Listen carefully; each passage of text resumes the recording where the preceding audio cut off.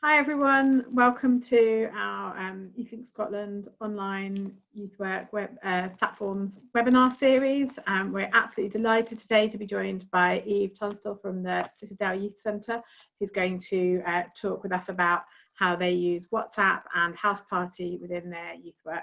So the format is that Eve's going to give a presentation, share some of her experiences, and then there'll be an opportunity for you to ask some questions later. And it will be on for half an hour. So thank you so much, and over to you, Eve. Thank you. Morning. I hope everyone's all right and had a good Easter weekend. So yeah, like Liz said, I'm going to give a bit of a run through into WhatsApp first, and then House Party into some of the considerations, ways that we could use it as youth workers, and a look into a bit of the privacy, safety concerns around both of these platforms, and then we'll do a bit of a Q&A towards the end. So I'm just going to start sharing my screen.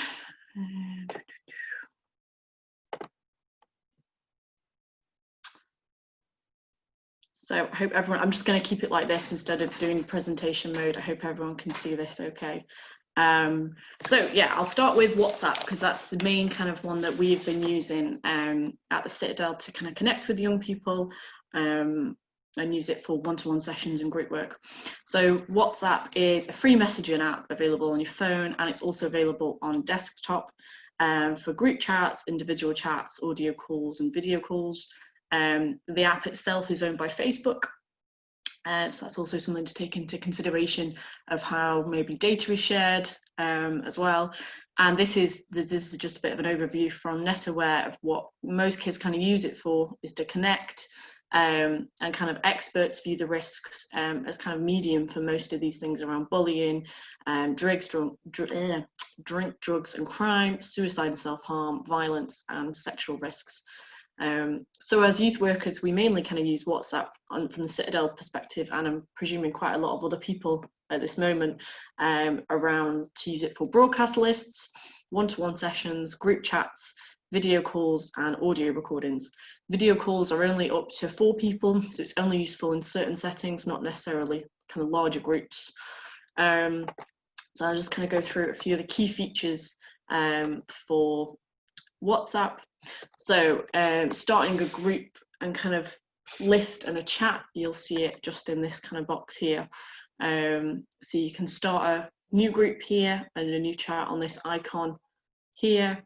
It's called something called broadcast list. So these lists can be published out to certain, I think it's got to be more than 2 people for a broadcast list, but you can send around information and other people don't know that you're sharing it. So for example, I might put it out to a group to say, do you give permission? Do you going to be added to a group chat? And they will say like yes or no, but only they will see me and themselves within that. So that's quite useful. You can send stickers, photos and recordings in a chat, as you can see. So the record sign here, photos, stickers, and then documents, location, contacts, pictures and things like that. And this is kind of how you get your group information. I've used the Citadel book group one here, and you can kind of see where the images are saved, starred messages. You can search the chat, mute it. So I think some young people may, you could suggest that to say when we're not maybe online from these hours, if you mute the chat and then you've not got unnecessarily kind of messages coming through, and encryption. So all messages on WhatsApp are encrypted, and there's a little group description underneath there. So it's sometimes useful when you're doing with group sessions to maybe put like a group agreement in there. So it's a clear description, so young people know where to go for that. So that's just some of the key features. In terms of safety considerations as youth workers when using WhatsApp, these are just some of the good things to kind of note. So young people must be 13 plus to use it, which is quite useful as an app, because it's hard, I think, in some social media circles to go, maybe sometimes the 16 plus and that kind of thing. You've got to get permission from young people to originally set up a group on WhatsApp, as their information is then freely available within that that group For example, if I set up a group with 5 other young people, they then know each other's mobile numbers. There's a few other things around what's known as last seen and blue ticks. So your last seen is a little notification that will come up on the top of the chat of when you were last seen as a user. So for example, yesterday at 2 p.m. or whatever, you can turn this off on your account privacy settings. We think it's quite useful to kind of keep that off, so young people aren't sometimes holding you accountable to say, well, you were last online at this time, so you can kind of just say no, and they can't see that. Again, with blue ticks, so they don't know when you've seen a message, so again, they're not kind of holding you accountable, and it's also maybe a useful thing to say to them to use when they're using it with other young people. You can display though when you're available to talk to using your status and your broadcast list. So this is on kind of the main homepage. Your status is a bit like putting out a Facebook story or an Instagram story, and it'll be there for 24 hours. And you can also do that with the broadcast list to say, hi, I'm here to talk to you today from the hours of 9 till 4. It's sometimes useful to do. When using WhatsApp with young people, it's also good to back up your chat. So you've got this saved. If they're sharing anything or if they're saying anything that might be considered harmful to themselves or others, so you've got a clear copy of that and it can't be deleted. Then again, also to consider that it's good to have your contact details of young people, the parents, where they live, if there isn't an emergency, so you can call the police obviously during this time. It's good to have that, as you can't necessarily go to the house yourself, etc. One more thing for WhatsApp is it's kind of good to kind of send out an initial WhatsApp message if you're starting a group, to one-to-ones or groups, about A, what the chat's for, B, where information is going to be stored, so notes on the session, maybe how you'll take it like a normal session, that you'll write notes about what you chatted about and where this will be stored, and setting out an initial group agreement. So WhatsApp generally as a chat is good for this, to kind of get the ball rolling for a lot of young people to get a conversation. It might take a while. In my personal experience of using WhatsApp over the last couple of weeks, it takes quite a while to maybe get the ball rolling and to kind of get them used to that setting that I'm available during like these hours during the day, and that kind of thing. I think once you're kind of rolling with it, it does work. So that's just a quick kind of fly through of WhatsApp. I'll then go on to House Party, which is a lot different to WhatsApp, as you'll probably soon discover. And it's quite new. It was around, I think it started in 2016, but it's really erupted and gained a lot of traction since COVID-19. With it used to be young people, but now it's kind of gaining a lot of people from all kind of walks of life and backgrounds that use this as an app. So it's a free video chat app where you can talk to people one-to-one or in groups of up to 8 people. And these people that you might know, that are your friends, or people you might not, that are friends of friends. So it's free to download as an app on a smartphone or desktop. And House Party is owned by Epic Games, who also own Fortnite. So as you can see, there's 2 kind of big high risk things here, of sexual risk and of bullying on the app House Party. And most kids use this to play and to connect. So just some of the kind of safety and privacy considerations to start with. It's probably 2 of the main things to note, is that when using House Party, you can have what's called private mode and turn this on. And this kind of enables, so no matter what room you'll be in, it'll always be locked. So when people can be in a room, if you lock it, no one else can kind of jump in and join it. So the whole kind of thing around House Party was that it's meant to kind of have that feel that you drop in and drop by. So when you're online, you get a notification and things like this. Whereas this private mode, it means that the house is always locked if you're in the room, if that makes sense.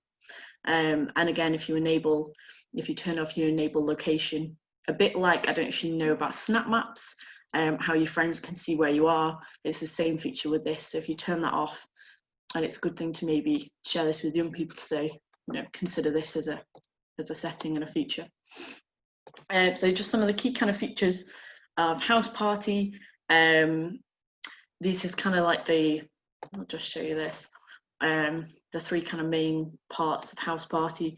So if you swipe up and you'll see all your friends, you swipe down and you see who's online at the minute, and you'll get a notification every time someone comes online to say such and such is now in the house, and the little dice here is where you click and you can see all the games that you can play.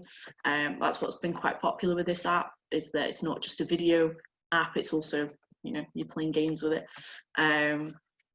So yeah, and now some of the safety considerations, which are quite heavy for House Party, consider it's a new app, and there's still quite a bit in terms of understanding around privacy and data with House Party. Some of the things to kind of consider as youth workers if you do consider using this this platform with young people. So when setting up House Party, it's integrated with Facebook and Snapchat, so that's kind of how you log in.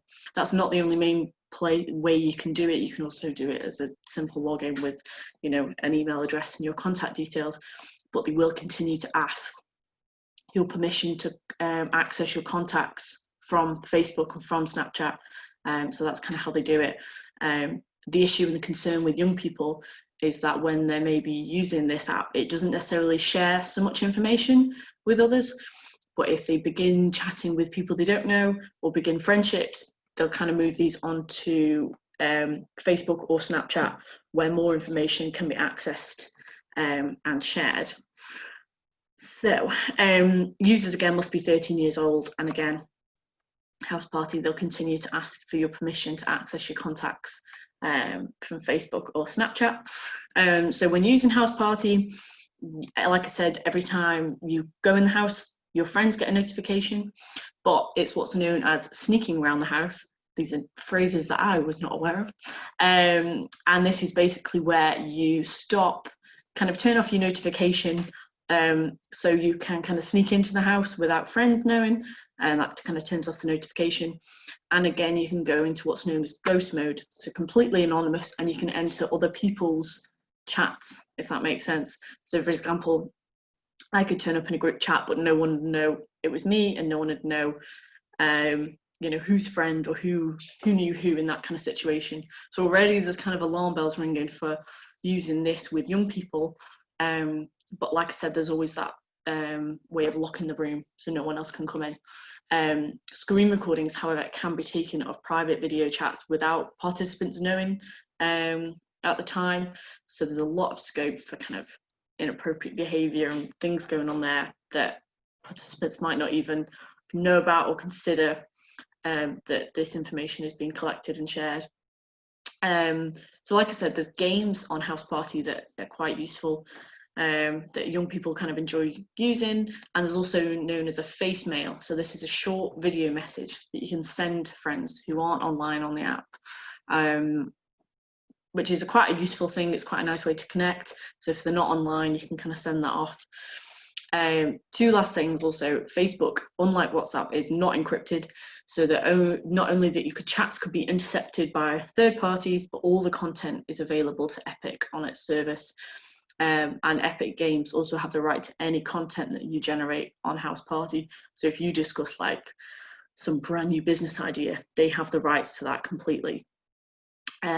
So yeah, so I think there's kind of, as you can kind of gather from the way I've spoken about them, WhatsApp seems to be a lot safer in terms of kind of, it's been around a lot longer, we maybe know a bit more about it. And I think as House Party, I think the useful thing for youth workers to kind of understand and consider is that it's useful to understand some of the elements and what we can maybe take from them. So for example, face mail, but we could do this on WhatsApp and record yourself being like, hi, I'm available to chat to you today from these times, and do it as a broadcast list on WhatsApp or a recording. So elements like that, and some of the games that are available. So just kind of things like that it's important to consider. But I think generally there's still a long way to go for House Party for that. But I'll kind of open this up. That was just kind of a fly through of the basics of both platforms, but I'll stop sharing my screen.